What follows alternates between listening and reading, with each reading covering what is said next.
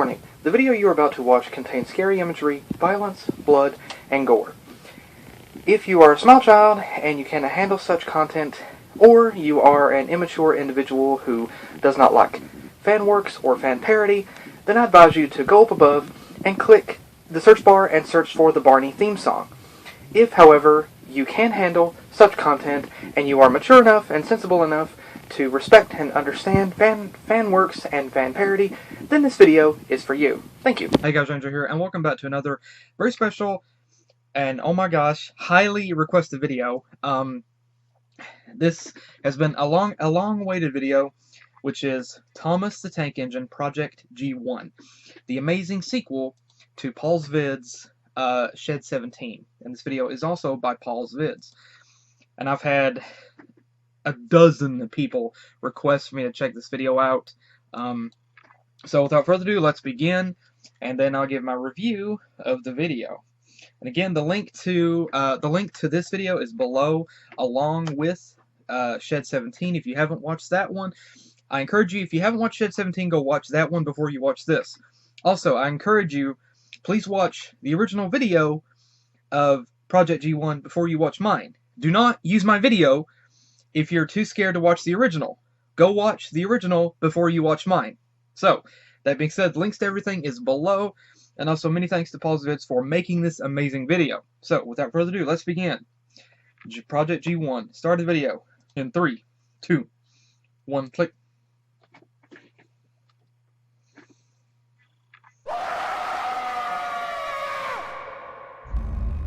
Interesting start. Loyalty, honor, respect. When you lose even one of those, you take something away from those around you. The ones you love, your friends. This is the same closest to us, guy that was doing the interviews in the we've first done one. so. The people that didn't leave work at night. They worked the railways for the love of railways. They weren't silenced, they weren't subdued, they just didn't have anything to object to. Oh, okay. By the time they realised there was a problem, Wait. it was too late. We didn't stifle them, we didn't lock them away, The tank is we empty. didn't lie to them. We committed the worst sin of all. We just didn't listen. Thomas escapes. Though I thought at the end of the first video he was in some sort of, like an iron lung, having undergone many reconstructive surgery.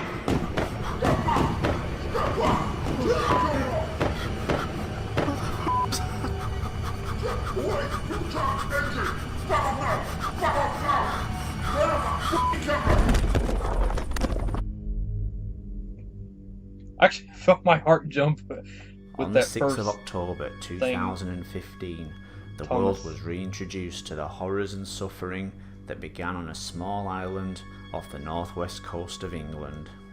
I don't think the documentary showed anything we didn't already know.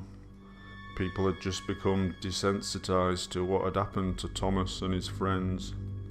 The reaction, or rather, overreaction, began straight away.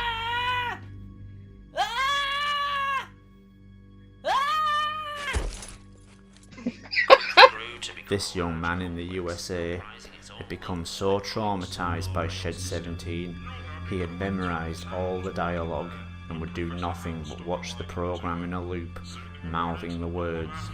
The town was buzzing with news of her pregnancy. He would later be taken away to a psychiatric unit. Many viewers would be offered I don't think similar anybody treatments, actually did that, but then again, I often don't know. being I asked didn't to look it up. illustrate what scared them, Or and confronting it as a successful therapy. This young man began making his own model railway stories as a form of treatment. Soon many of these people would be allowed limited access to the outside world, even beginning to form social connections to people, and in some cases, form friendships. After the Thomas incident became public, the tourist trade began to dry up. People stopped coming to Sodor for biofusion operations, and so there were That is some massive beautiful layoffs on the scenery. railway itself. Numerous attempts were made to salvage the tourist trade on Sodor.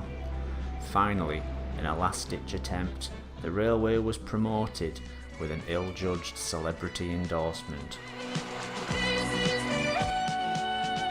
Of the train. But it wouldn't just be young people suffering. Many would suffer trauma in their own way, both human and biofused.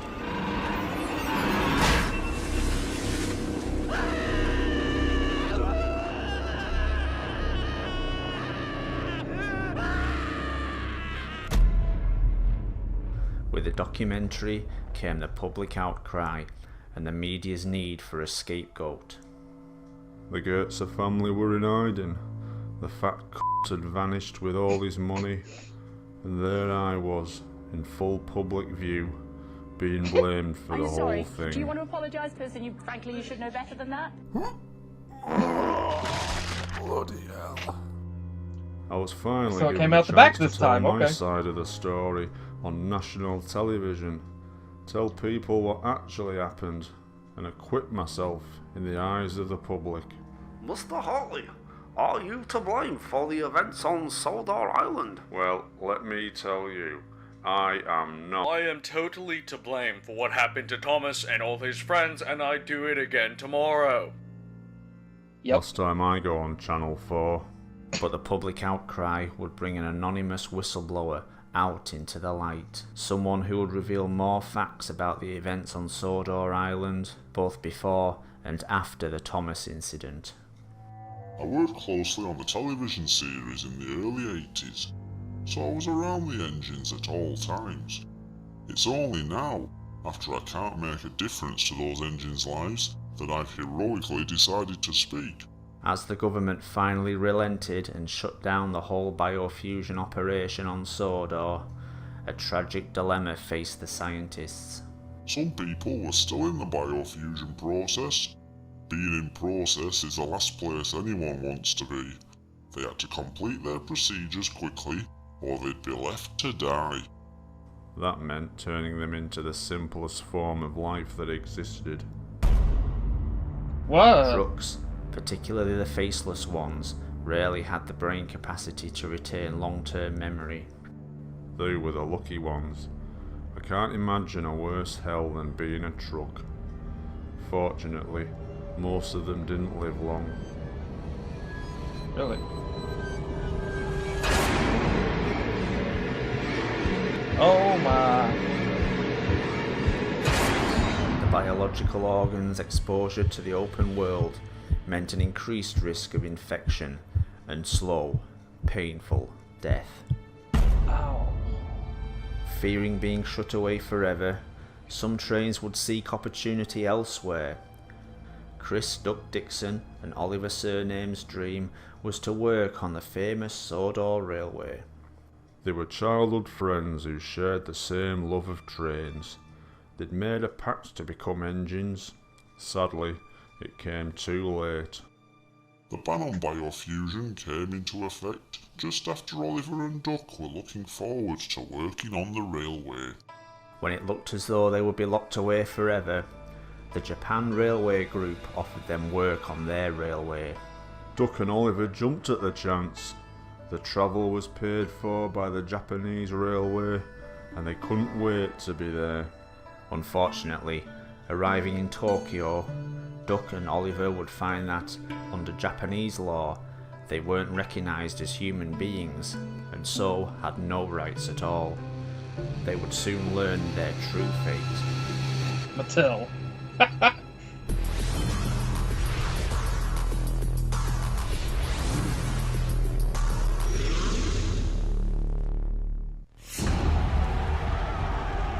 They, along with other engines unfortunate enough to fall into this trap, were to take part in a sick pay-per-view event.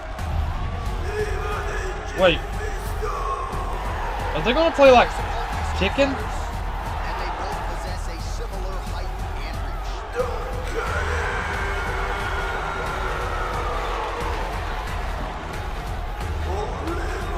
Wait.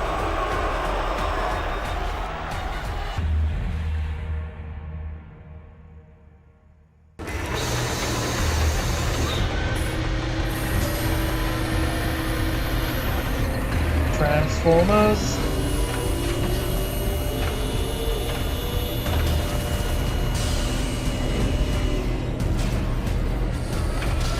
Oh, okay, interesting.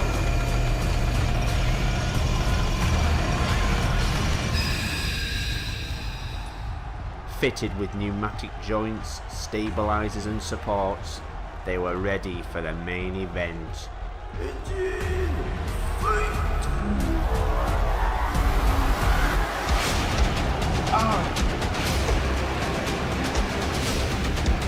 Right, left, uppercut. Nice shot. Both men landing in that exchange. Ow! Okay. Make some money! Come on!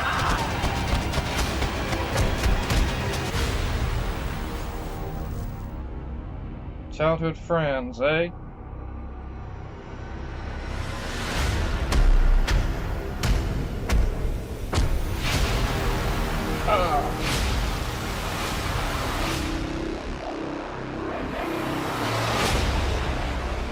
They both knew this was a battle to the death, so they had to put their friendship aside.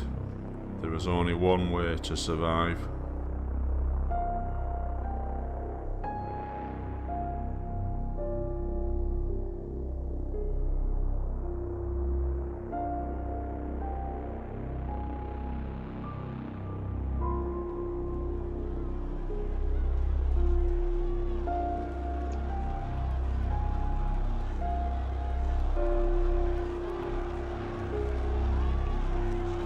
Oh. Didn't you realize what you'd done?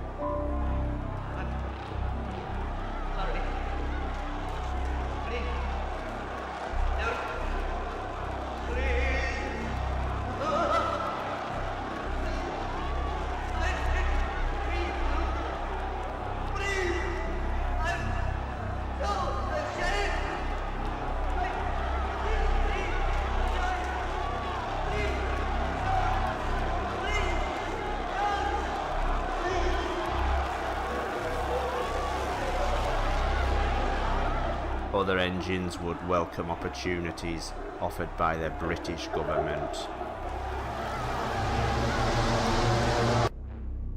The British government had banned the use of biofusion publicly, but couldn't ignore the military opportunities.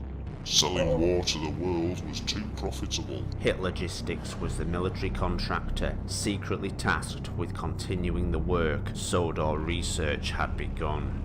The first task was finding as many engines as possible. Biofuse material had become rare, and Hit Logistics immediately recruited people to hunt down as many decommissioned engines as possible.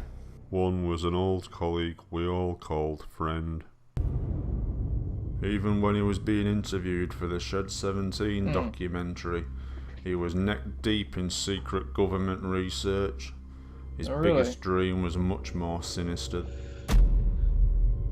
Project G1 was Professor Owen Ruth's The title of the dream. video. The breaking down of biofused matter to their very cells, and then deprogramming them. Engine remains being reused to form anything they wanted. In the project, these cells have their DNA instructions removed. Biofuse stem cells, which can then What were adapt they and making? assume any form necessary. It is for this purpose we have begun making extensive research into twins. Annie Clarabella and Kevin Diesel had met as rail enthusiasts, fallen in love, and gotten married within weeks of meeting. The next step in their eyes was to become biofused.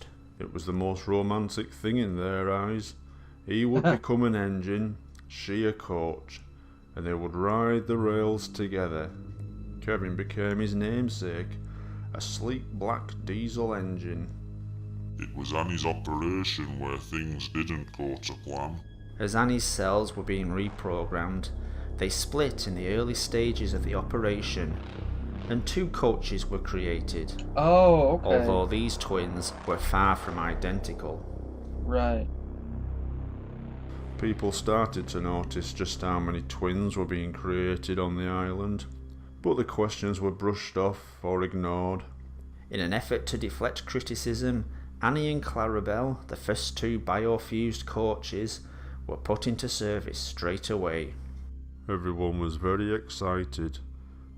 That's No one seemed muscle to ask tissue, isn't about it? where all the organic parts were in a coach.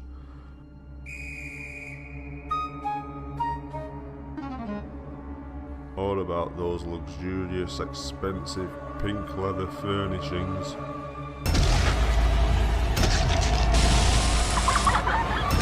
Oh my god.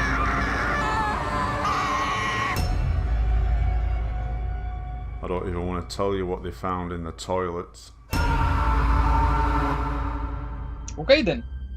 Following this disaster, Annie and Clarabelle would be kept out of the public gaze. One would stay with her husband, the other sent away to hit logistics. Diesel was forced to make a heartbreaking choice: which of these ladies to spend the rest of his life with. It must have taken him all of 2 seconds. For Annie, a lifetime with her husband, hidden away from the public gaze.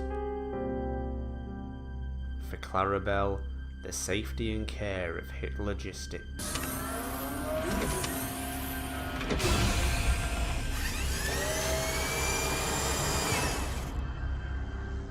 Hit Logistics weren't just interested in how twins were created, it was the abilities they had because of it. The telepathic links between twin engines was found to be incredibly powerful. The psychic links found in natural twins is profoundly more powerful in biofused vehicles. Of course, essentially, these are the same person. Hit Logistics would use what they had learnt to work on duplication. A volunteer soldier could be biofused exponentially, creating copies of those cells. Think of it, a willing human participant, not just controlling a weapon, but becoming the weapon. Able to react to danger and orders in a fraction of the time. To maintain the secrecy of these illegal experiments, the soldiers' faces would be covered up, so that the only giveaway was a cry of discomfort when a vehicle was damaged or a tank shell was fired.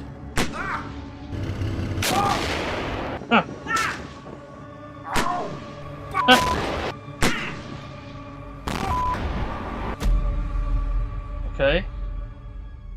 But Professor Ruth wanted to take these experiments further, to duplicate his deprogrammed cells to assimilate any biofused matter it made contact with, to assume any form of any size.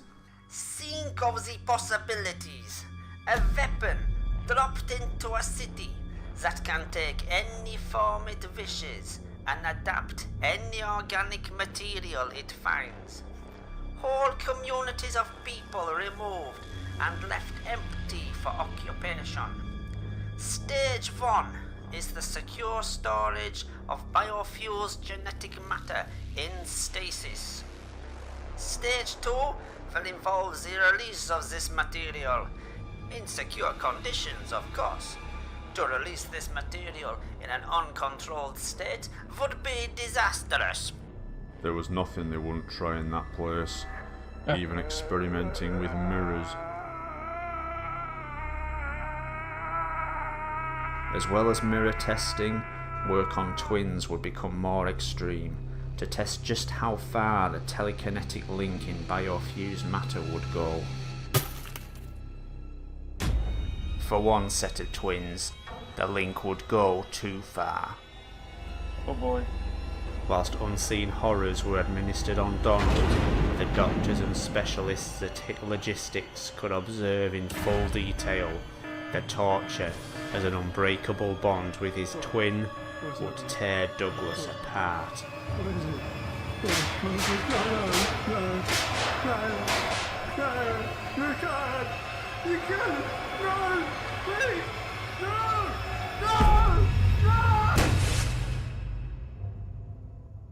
Hit Logistics would also be seen as a welcome refuge from another threat Okay. on Sodor. Steamies, we called them. They started out as rail enthusiasts, train spotters. They loved engines, but where was the harm in that? But when living engines were introduced on Sodor, they couldn't get here fast enough. Most were seen as enthusiastic volunteers on the railway, some getting permanent jobs. Now the Steamies' obsession with engines had a new, darker place to vent their frustrations. James was a favourite engine. Sometimes every night for weeks they'd gather at the turntable and play Spin the Engine.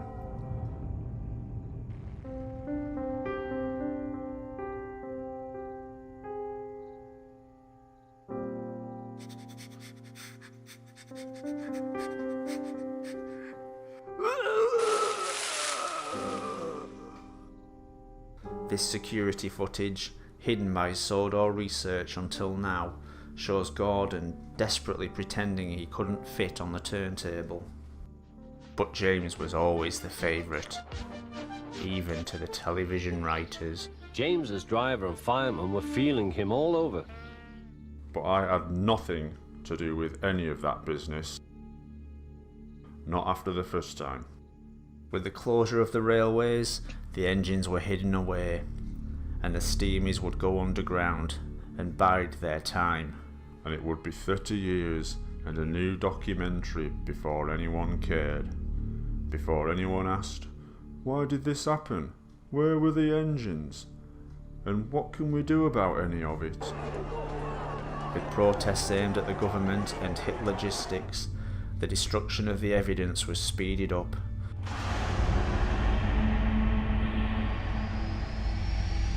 Oh my gosh. Unnecessary engines were being incinerated quickly and brutally. As easy as signing a form, ticking a box, or waving a flag.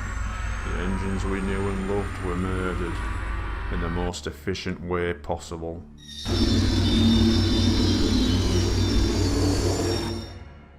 But it would be the most insignificant death of all that would have the most devastating effect.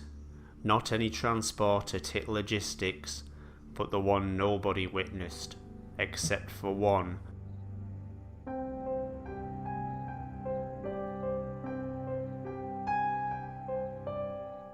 They'd spent 30 years together, just looking into each other's eyes, forgotten by us all, and as happy as any of us could ever hope to be.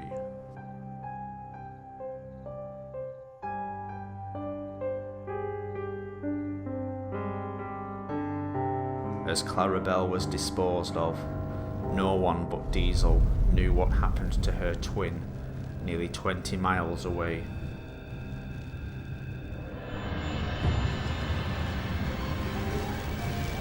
Annie, my love, what's wrong? What's the matter? What's happening? Annie, please. Stay with me. I can't go. I can't. Stay with me. Stay with me. No. No. No. No.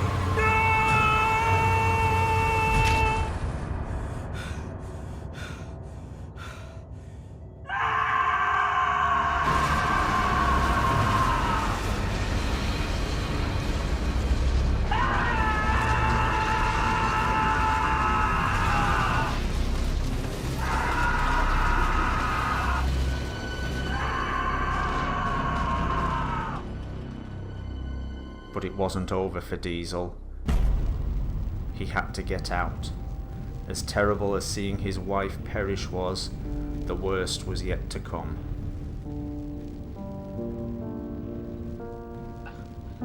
If it were me, I would wish for death. After seeing that.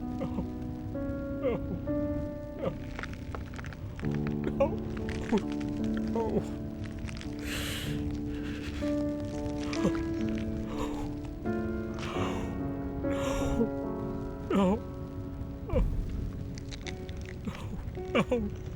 No. No.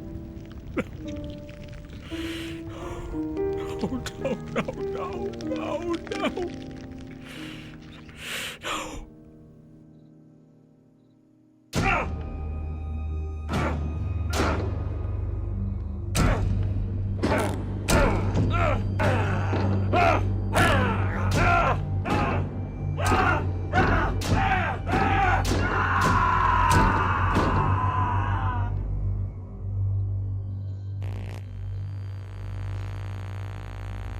This is all your fault. You'll never laugh at me again. The rights of biofused engines will be ignored no more.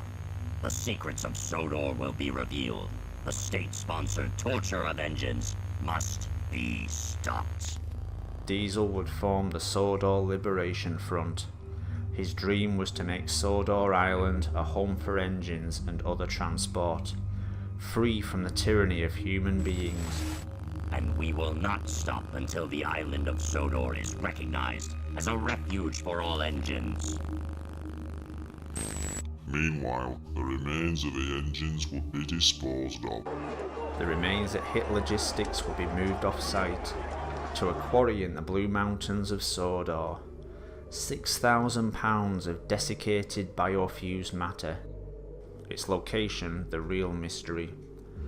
And tending to this top-secret site was the only engine in the UK still being illegally operated. Oh, we can get him do pretty much anything we want to.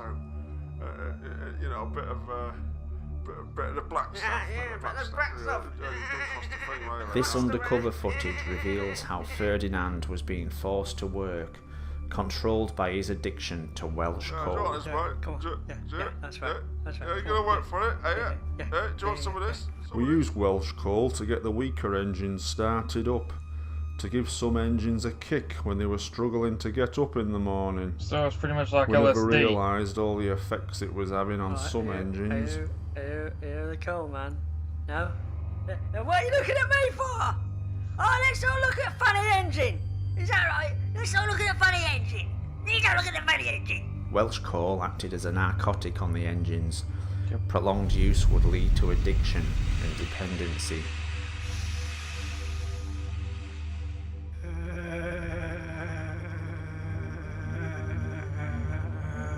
That's right. As Welsh coal addiction became a bigger and bigger problem, dependency increased on the set of the television series. No, you'll never win first prize, Percy moaned. Don't worry, Percy. Thomas All I need is a good washdown. One morning, Gordon was in the yard taking on a large supply of coal. That's the third load of coal you've had today, Gordon. Some might say you're being rather greedy. Increasingly, engines would cause what appeared to be accidents, but in fact were attempts to get exposed to Welsh coal. But prolonged use would result in permanent brain damage. Dealers on the set, violence among the actors. We knew there were a problem when Gordon started talking to the voice in his head, telling him to do things, bad things. Oh no. Yes, said Gordon, I will. Okay. Hit Logistics would later take Welsh coal research to its natural conclusion. High-speed steam engines would be pushed to their limits on high doses of the coal. Dang! As pressure from the media increased, and fearing more bad press, Okay. Project G-1 was put on hold, its future uncertain. Stage 1 stored away in what Professor Ruth called a controlled environment. He dug his own grave, appearing in that documentary, as well as working at Hit Logistics. But he didn't see anything wrong in that. And so, just like everyone else, he blamed me for everything, even Smudger. Smudger's story had been a children's favourite around the world. Smudger worked on the Mid-Sodor Railway. The mine the engines worked on didn't make much, but it was enough to keep them going. Smudger was moved there because of his faults. His wheel alignment was off, meaning he'd come off the rails too often. Unfortunately, the cash-strapped mine company couldn't afford the repairs. Their solution would be barbaric.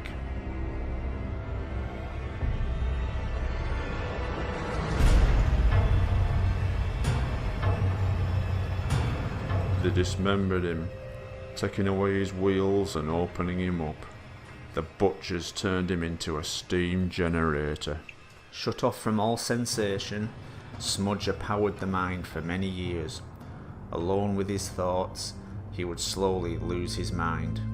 When business dried up, do you think they come back for Smudger? Did they, hell? He were left there for years. Everyone had forgotten him. In a way, it would have been better for Smudger if he'd been forgotten forever. Sadly, for Smudger, salvation would arrive, but in the form of hit logistics. Professor Roof was still eager to find as much biofused material as he could, but Smudger had changed over time. Smudger had remained in the same place for nearly 30 years. Oh no. His organic parts were no longer just part of a steam engine. They had become shed. Smudger and the shed were one and the same. They couldn't be removed. Wait, no. Oh no. Please, wait, no, please, no. Oh God, no. No. No. Please, wait, no, no, please, no, God, no. No. No.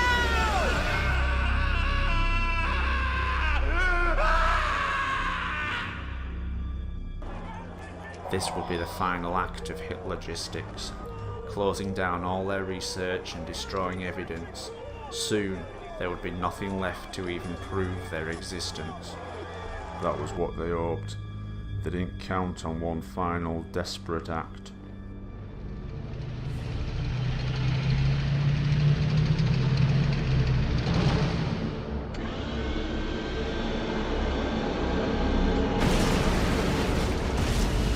The crane. Cranky had been driven mad by all the things he'd seen working for the government. Cranky. But the worst Okay. thing was having to keep it quiet for all those years. Unfortunately, Cranky's genetic structure meant he couldn't turn around fully, not without breaking the entire circulatory system to his head. Effectively, he was condemning himself to a painful death.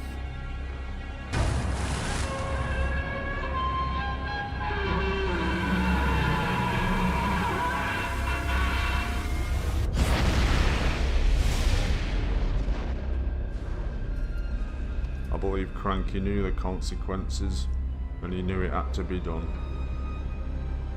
But his wouldn't be the only sacrifice that day. Oh my.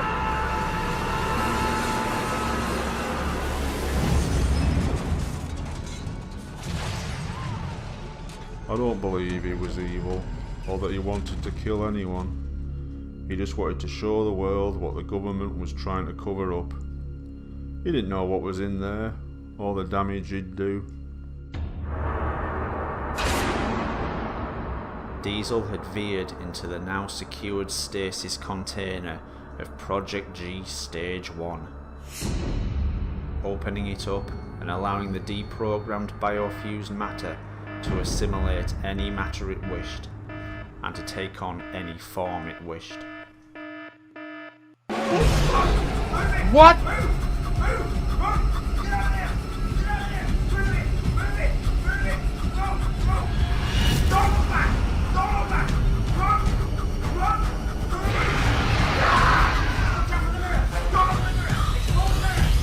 Lads, I looked at the mirror. I looked at the mirror, lads. Lads. Any biofused engines in there didn't stand a chance. They were dragged into the canister. What on earth is that?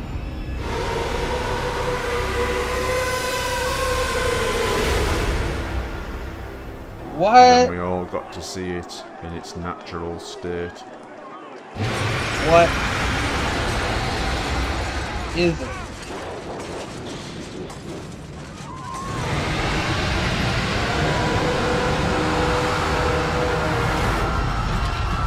We're all left. Oh my crap.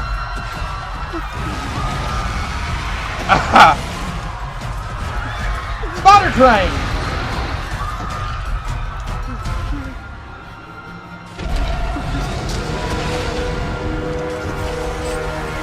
As the reality of the situation sunk in, government forces were deployed. This would be the only line of defense. I don't think that's gonna work. I was kind of expecting that. But Project G-1 was more than capable of defending itself, and would take whatever action was necessary. That's what remains of Percy.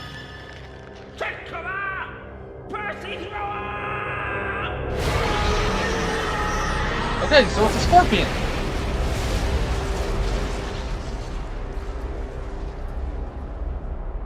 Gordon's alive. Yeah, It really. could now not be stopped. As it forged ahead, it became clear where its goal was. More biofused cells, more life, more engines. It had to assimilate cells to grow, to live, to spread. Oh boy. Blue Mountain Quarry. The site of thousands of tons Oh, of dead, no. desiccated biofused Oh matter, no. hidden from the outside world. Well, we're all left. A rich source of matter which would make Project G-1 indestructible. It seems to be already be in that stage, so yeah.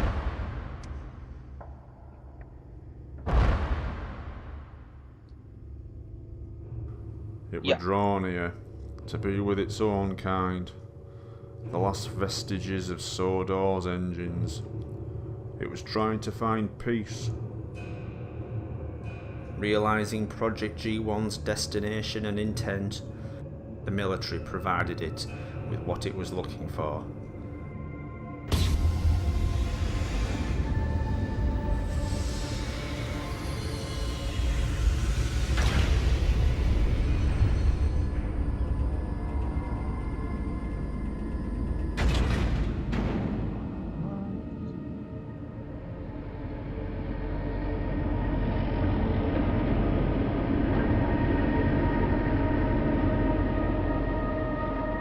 The last engine whose fate everyone had asked about for years. Thomas. Wait, Thomas?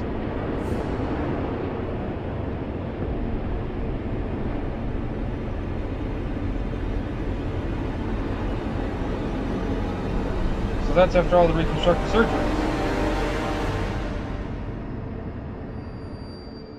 After 28 operations to try and reconstruct him as a human being, he had remained behind closed doors, unwilling, until now, to show the world the monster he had become.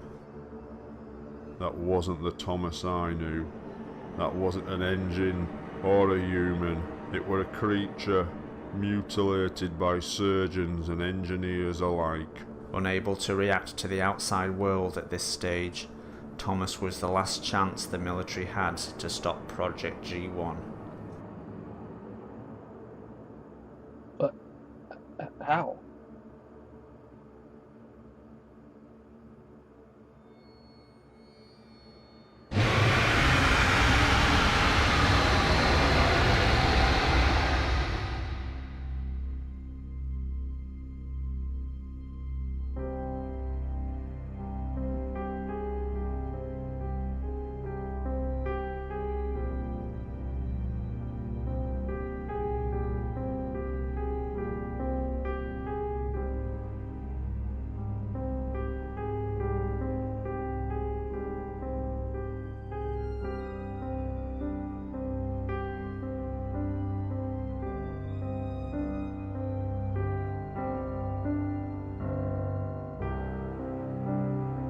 Why do I feel this is going to backfire? Finally, the nightmare were over. Thomas had found the remains of his friends. His friends had found him. Sodor Island's favourite sons would finally be at peace.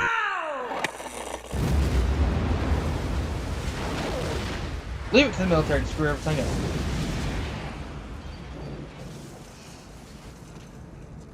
Really? What did that accomplish? The mystery of the Blue Mountain had been solved. 6,000 tons of desiccated, dehumanized biofused matter, hidden in full view.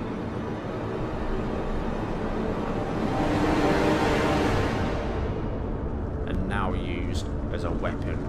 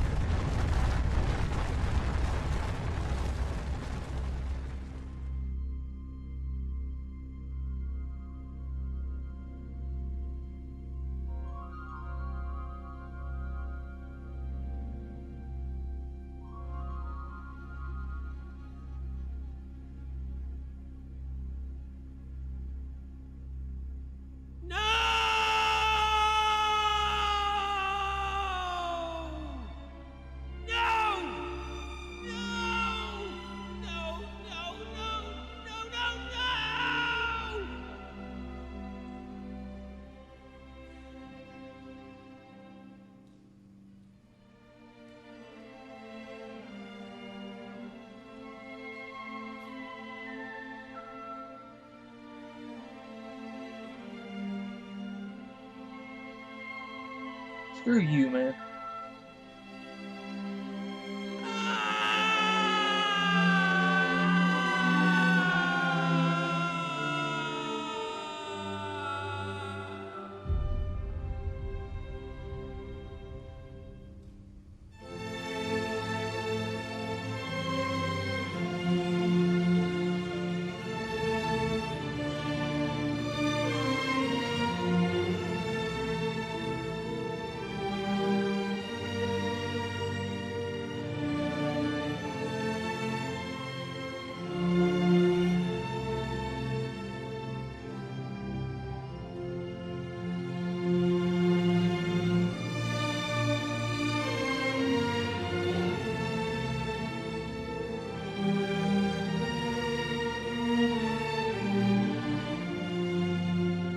This was the military's plan all along.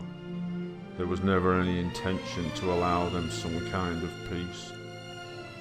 And with that, Thomas lost his only link to the past. Now all that's left is his reanimated pneumatic body, a confused mind that lost everything. With his past the only thing left to torment him, Thomas decided to leave. He'd seen everything. The last people he trusted had abandoned him, but I was still here to tell his story. After all the betrayal, disloyalty and torment, I could still say I were his only friend. The only person who hadn't abandoned him. That's him behind I could you. hold my head up high and say I was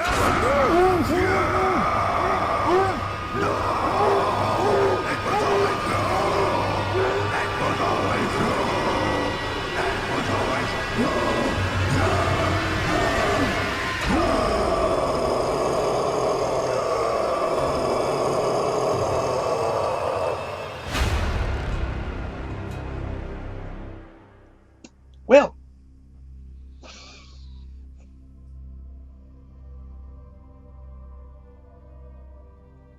(2021)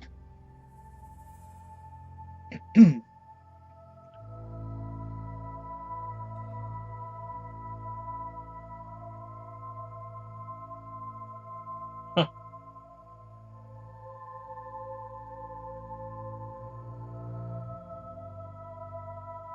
Orders to leave the UK.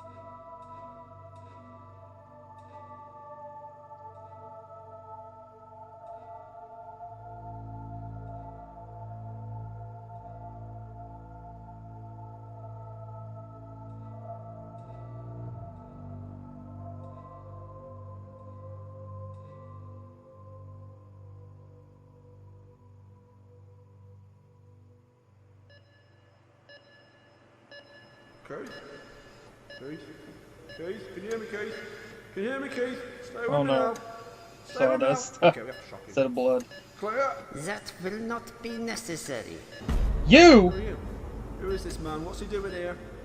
This man is in our care. You've no right to be here. Relax, Mr. Hartley. You are in our capable hands now. Oh no. Oh no.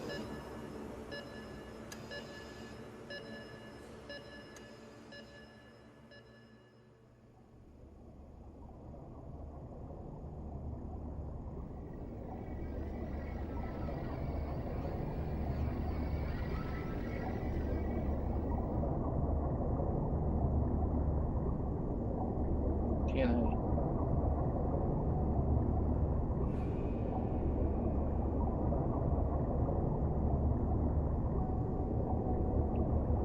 Gears.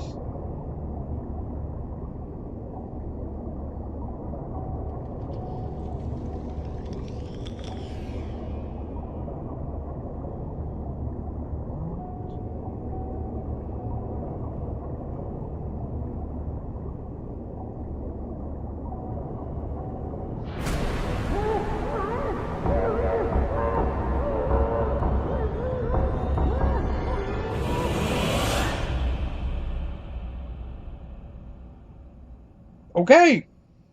So. Well, Mr. Hartley. Wait. Hey, you! You've been quite the thorn in our side. The wrench in our works. The leaves on our rails. Boy, time hasn't been kind to Never you. want to shy away from the media, were you, Mr. Hartley? Always another revelation about your faithful employer. Never a care for the trouble you caused, the innovations you've hampered, initiatives you stalled, the jobs you've lost, the challenges to this island's human supremacy.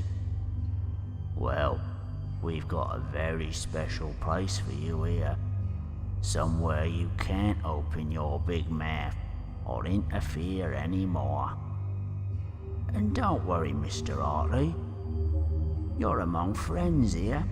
But the truth is already out. Everyone ends up once they've become troublesome.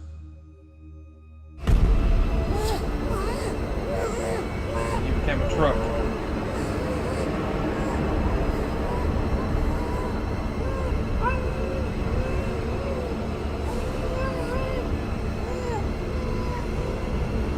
Oh my gosh.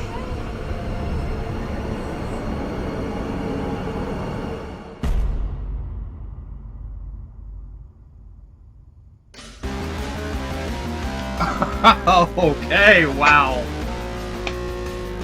Ooh, I love this music too. This is awesome. Next week, Colonel Babar, his bloodthirsty rise to power, the What? genocide of the Rhinoceros Kingdom, What? and his ultimate demise at the hands of his own people. Okay.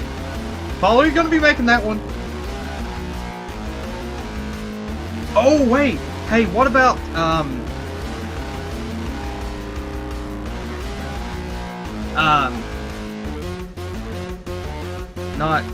not Handy Manny.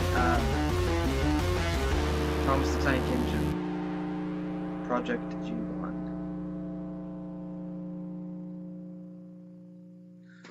Okay. Finger box. I don't know about this. Huh? Maybe we shouldn't be here. Yeah. Oh, there's more. Come Okay. on, no one's even been here in like 50 years. Oh my gosh, you're a soda. I know, but these warning signs are here for a reason. Look, Vloggers. no one's actually seen an engine over there for ages. It'll be fine. What are you worrying about? I mean, what could happen? Does that answer your question? Ah! Oh my god! Run. Oh my gosh. Oh yeah, it's you. Oh my god!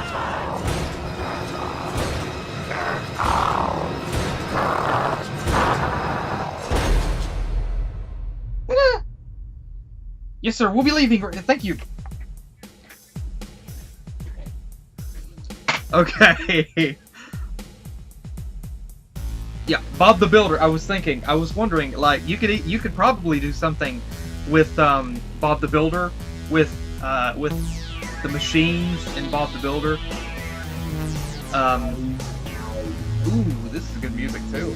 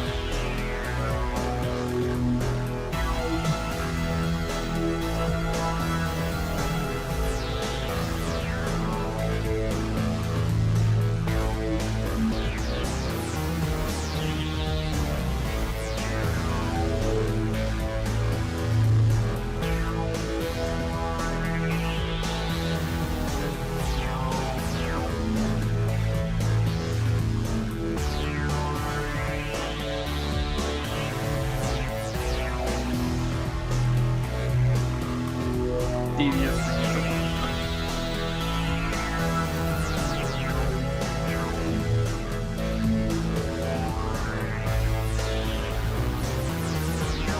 Paulsville.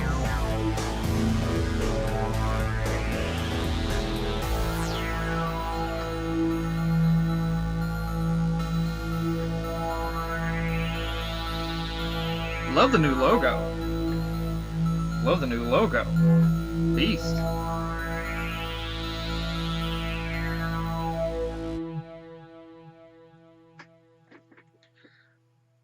Okay, that was absolutely amazing.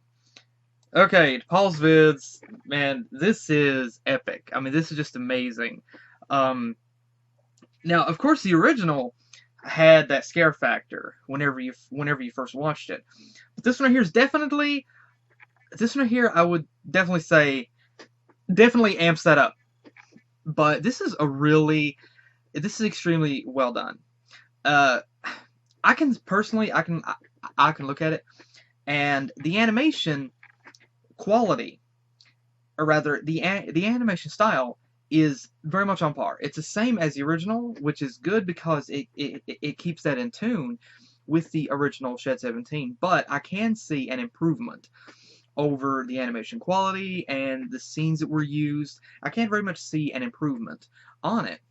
But again, this is just absolutely phenomenal, and of course it continues the story with Shed 17, and there's a very unique thing going on here in that this is set after that, and it takes into account, and that's the very unique thing about this particular animation, about Project G1, is it takes into account a lot of the fan base that Shed 17, that Paul's vids created.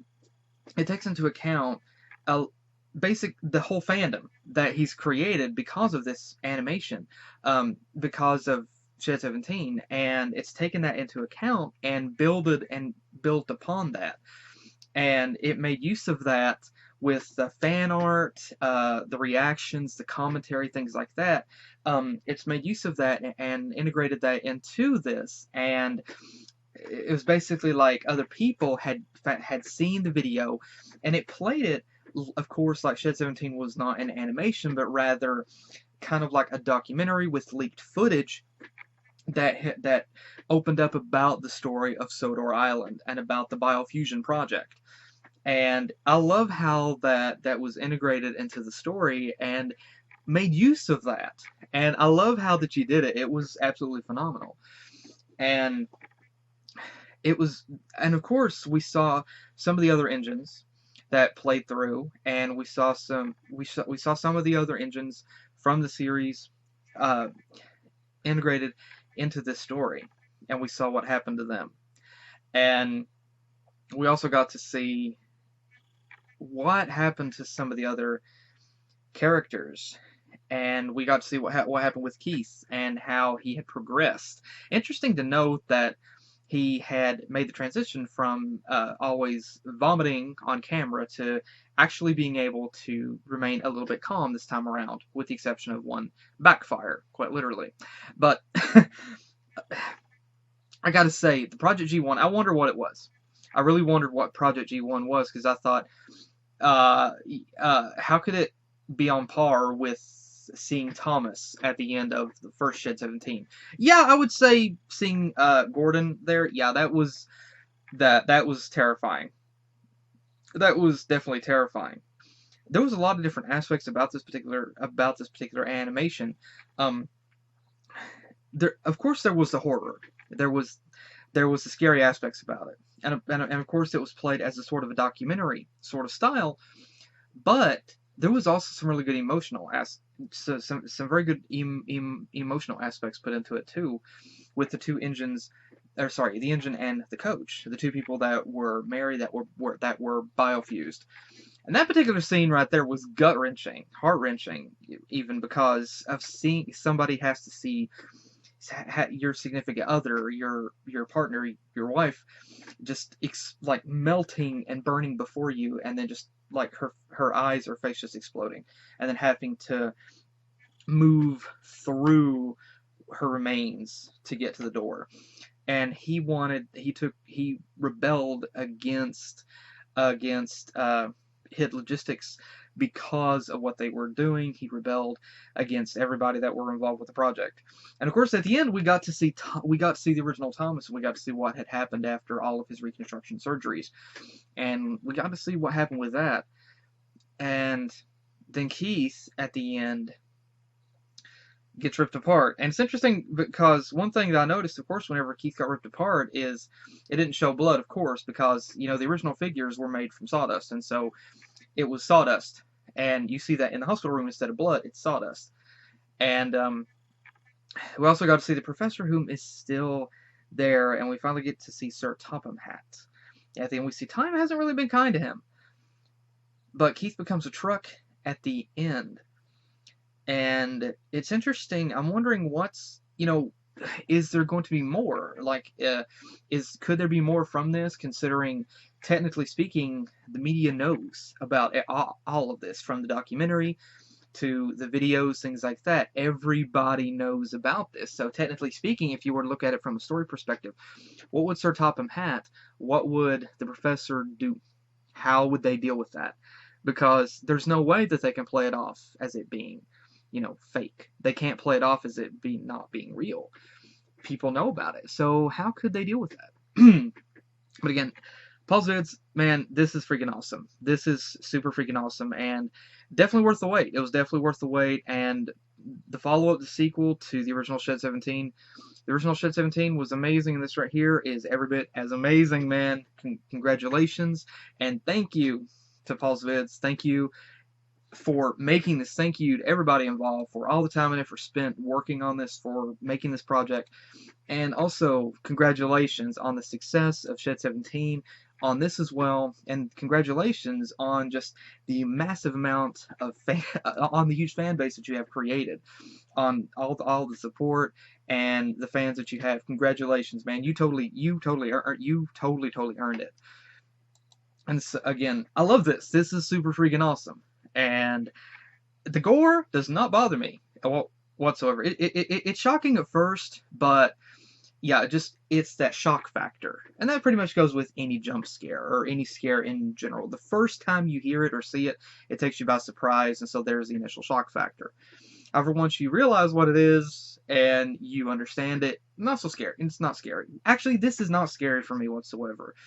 I went into this hoping for gore, hoping for things that would make me gasp in shock. I was hoping for that. And Paul's Vids, you delivered, man. You totally delivered. So thank you so much for that. But a couple things to go over briefly about how this played out. The one thing that I gotta say is how the beginning opens up with showing Thomas, and it picks up right at the beginning. of the first Shed 17 with Thomas's hull, and it shows Project G1, which is very, very interesting because I love how that they animated the logo over top of that. We get to see, of course, the original, and I wonder what happened to that. And of course, the government steps in and takes over. And again, there's some really awesome things that I want to point out about the animation style. It's very much improved.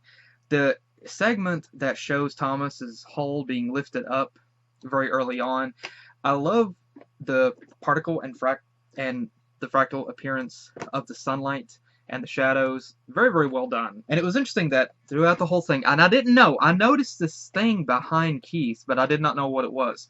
And it wasn't until the end that I realized that this was him standing in front of Thomas the entire time. But again, it continues. I love how that they did this.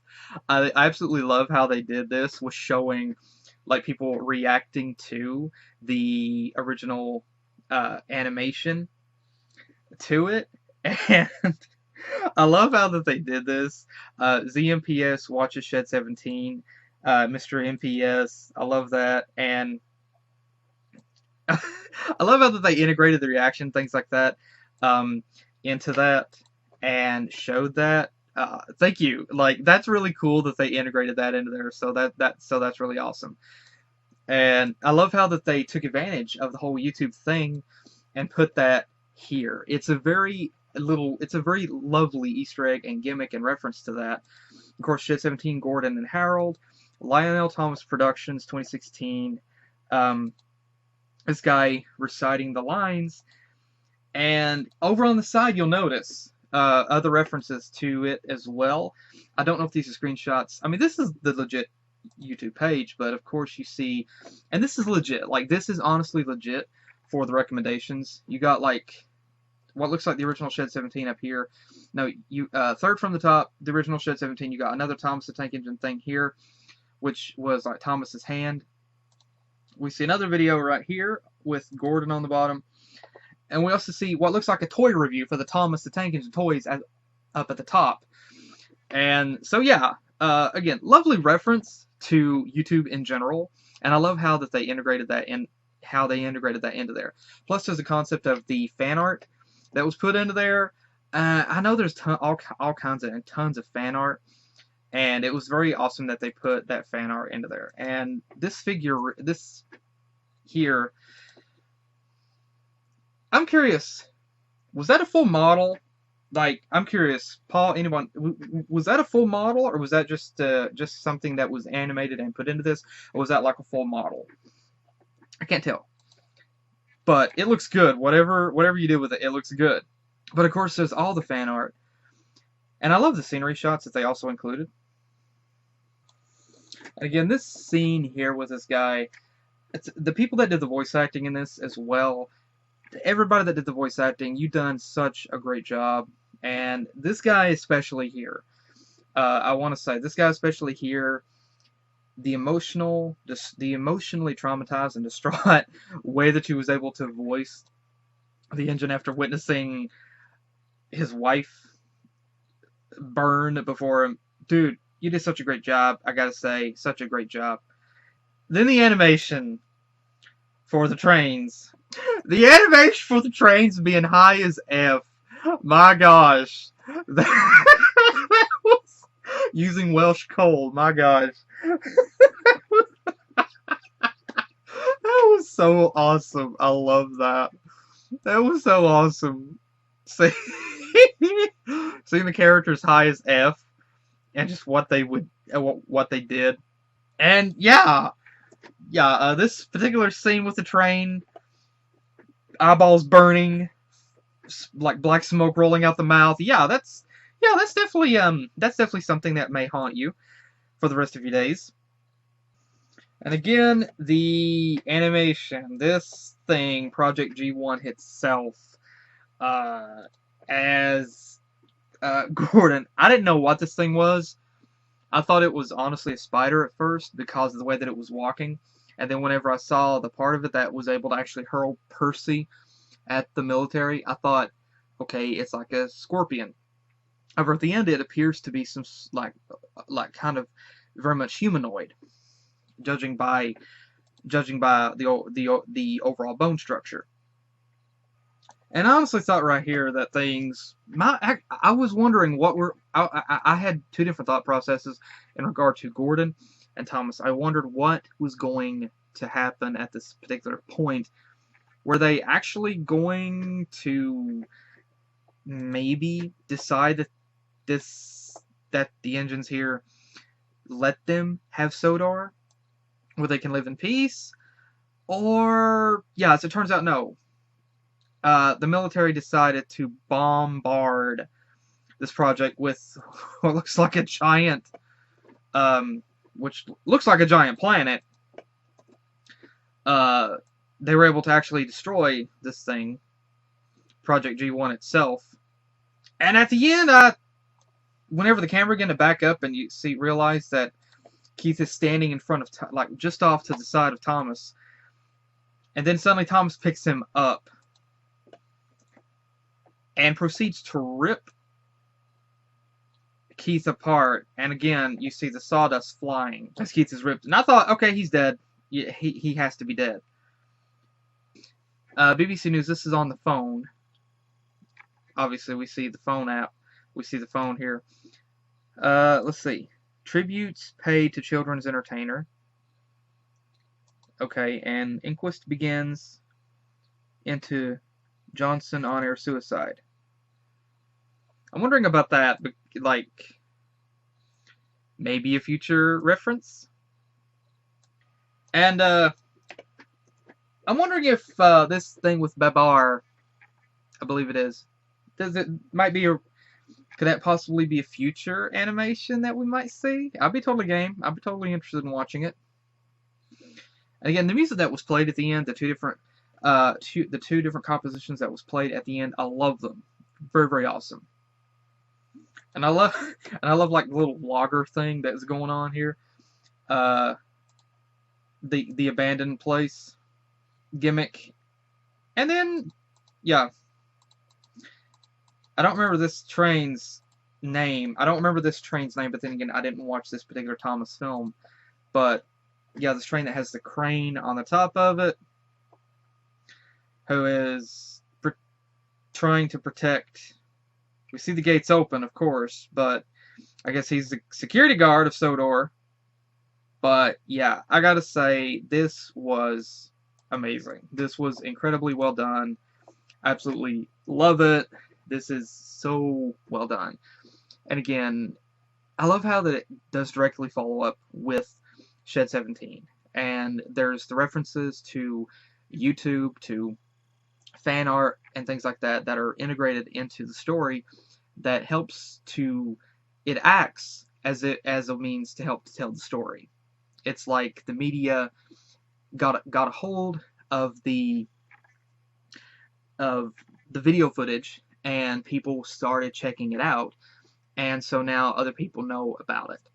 And so I love how that was worked in there with the reactions, with the fan art and everything. I love that.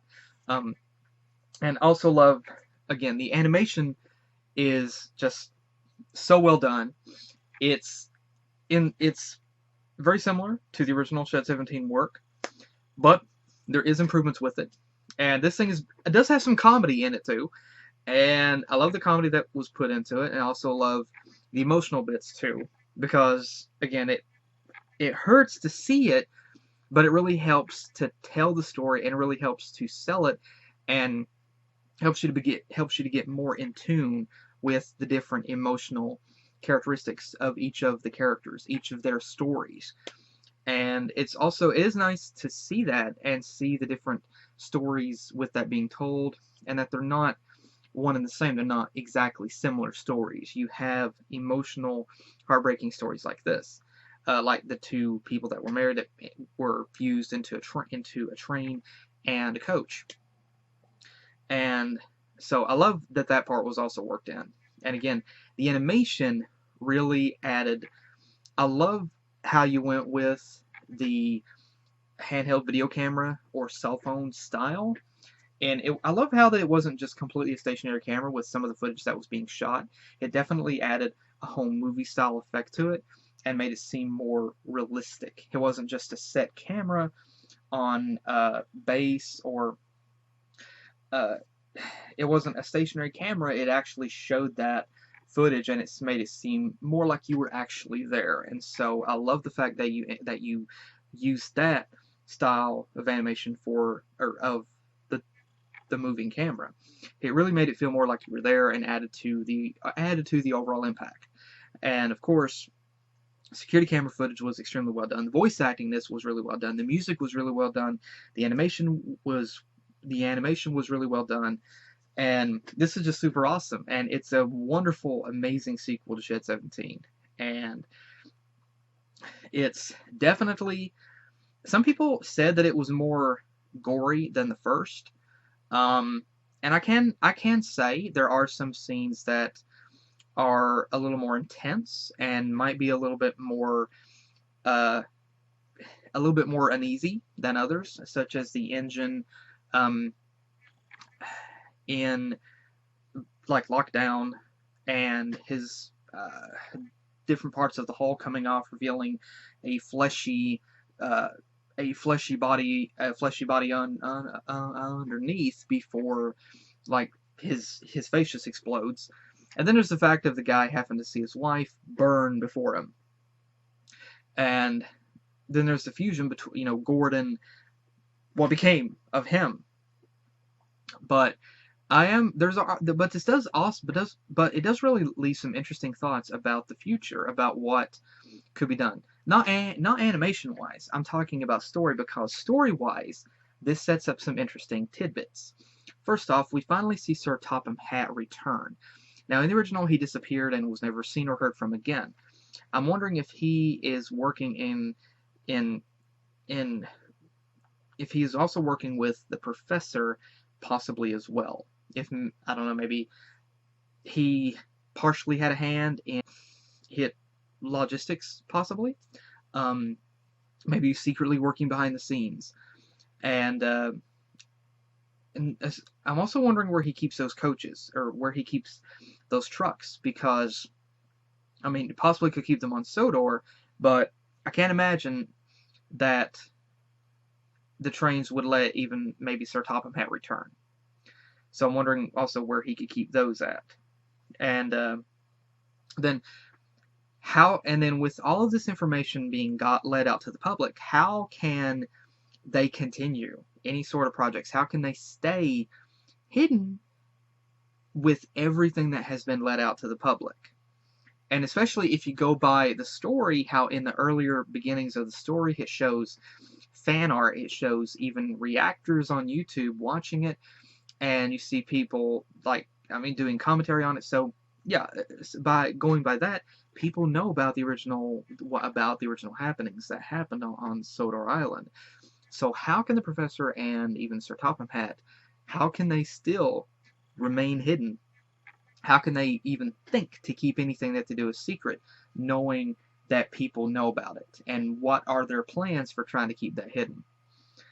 And what can they do in the future? What is going now? I mean, Thomas is alone. I mean, supposedly some of the engines are still on Sodor. Where is Thomas now?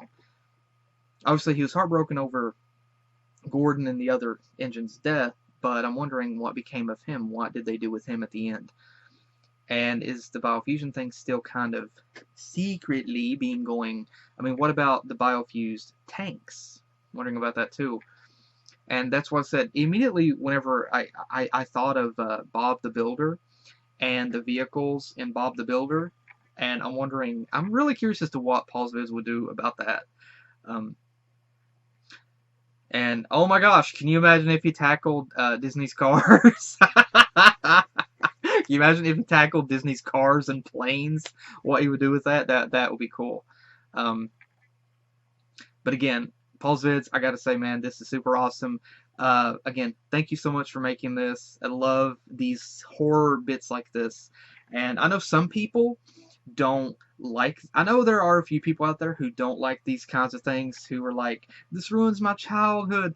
Okay, first off, my childhood was ruined long before I watched this, or Shed 17. My childhood was ruined years and years ago. I don't regret it. I'm happy that it was ruined. My advice, if you don't want your childhood ruined, do not get on the internet in general. Just don't get a computer, okay? Just get a basic flip phone, one that has no internet connectivity, okay?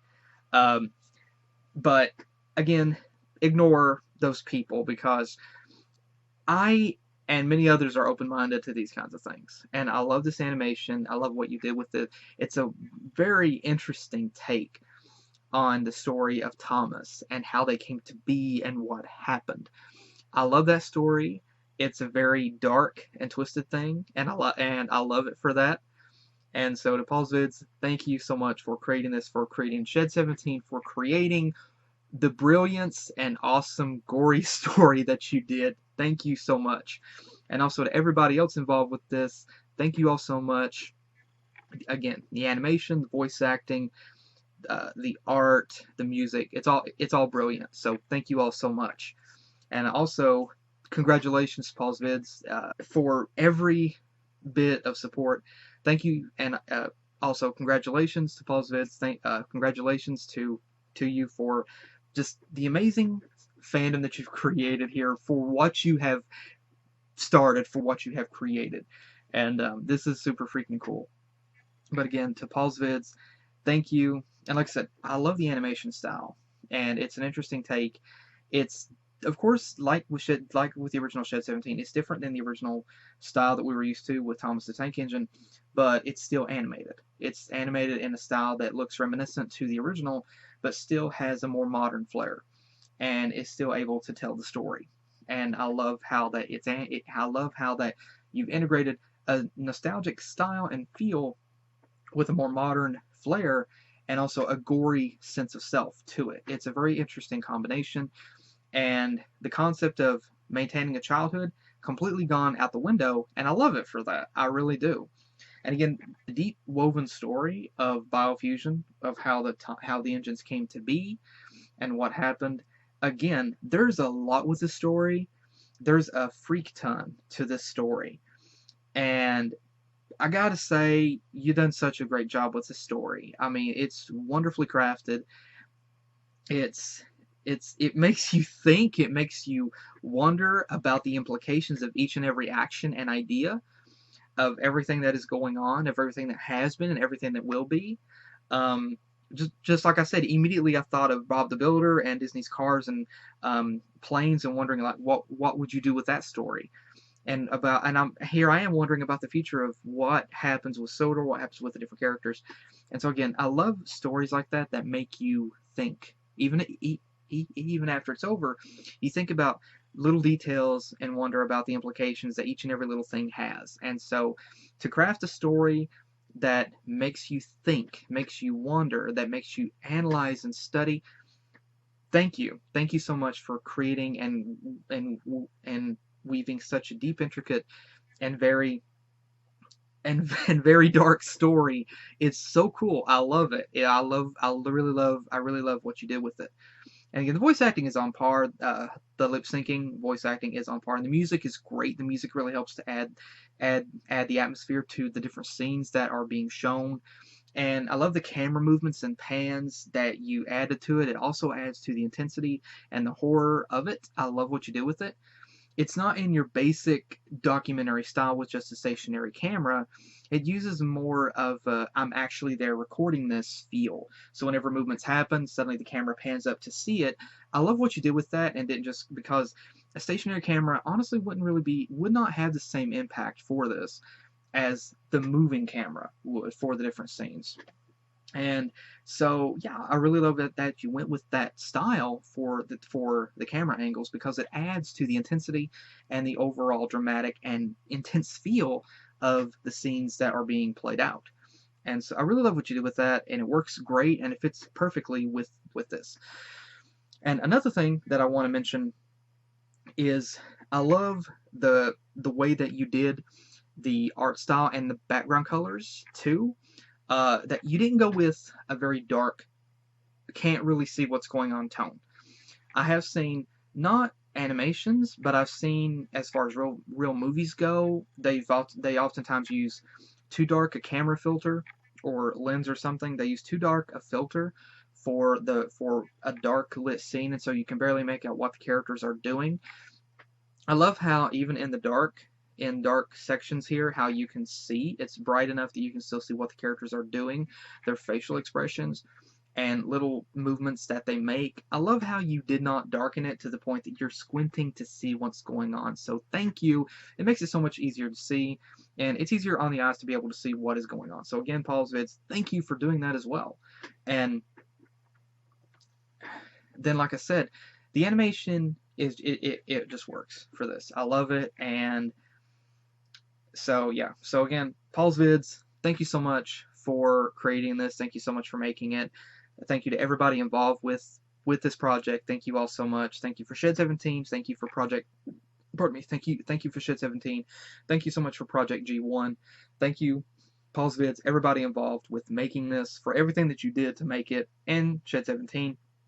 And thank you and congratulations on making something so amazing, so dark, and so so intricate and thought-provoking as well. So thank you so much for that as well.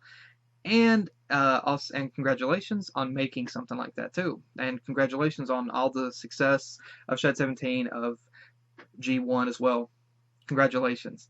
And so I'm also I don't know if you're going to be making, I don't know if Paul's Vids will be making anything else in the future regarding Thomas, but if you do, looking forward to it. Really looking forward to it. And if you make anything else like that Babar animation, maybe in the future, looking forward to it, because I want to have my childhood ruined by other things. So I'm really curious as to how he will ruin other people's childhoods with other things. So keep up the childhood ruining, my friend. Keep it up. But again, thank you so much, Paul's Vids. Wonderful animation. I absolutely love this. Thank you so much, and congratulations too. And again, thank you guys again for joining me. Hope you guys enjoyed. Again, let me know what you think in the comments. And hopefully I'll see you guys in the next video that I do. Take care.